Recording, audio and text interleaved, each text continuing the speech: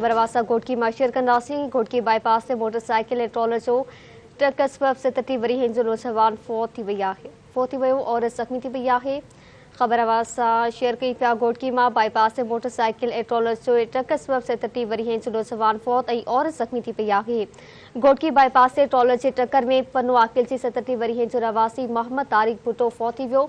घोटकी हादसे में संदसि घरवारी माई शिमनी ज़ख़्मी थी पई, जंहिंखे तालका अस्पताल मां तिबी इमदाद बाद गणती जोगी हालत में सखर रेफर कयो वियो आहे।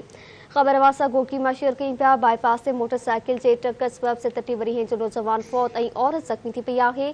घोटकी बाईपास से ट्रॉलर जी टक्कर में पन्नू आकिल जो 37 वरी जो रवासी मोहम्मद तारिक भुट्टो फोत थी वियो। खबर के हवाले से नाज़रीन वाक़िया आगाह कंदालूं। अफ़सोसनाक ख़बर है घोटकी का शेयर कंदालूं। घोटकी बाईपास से मोटरसाइकिल और ट्रालर में टक्कर थी पियो। 37 वरे जो नौजवान फोत थी वियो आहे।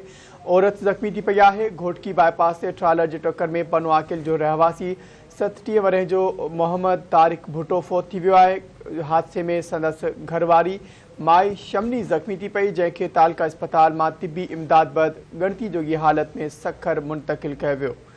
हादसो घोटकी के चना पंप वटि पेश आयो। ज़ख़्मी के शहरीन खणाए तालके अस्पताल मुंतकिल करे छॾियो। ख़बर के हवाले से नाज़रीन वाक़िया आगाह कंदालूं। अफ़सोसनाक ख़बर है घोटकी का अवां शेयर कंदालूं। बाईपास से मोटरसाइकिल और ट्रालर के टक्कर सबब 37 वरे जो नौजवान फोत थी वियो आहे। औरत ज़ख़्मी थी पई।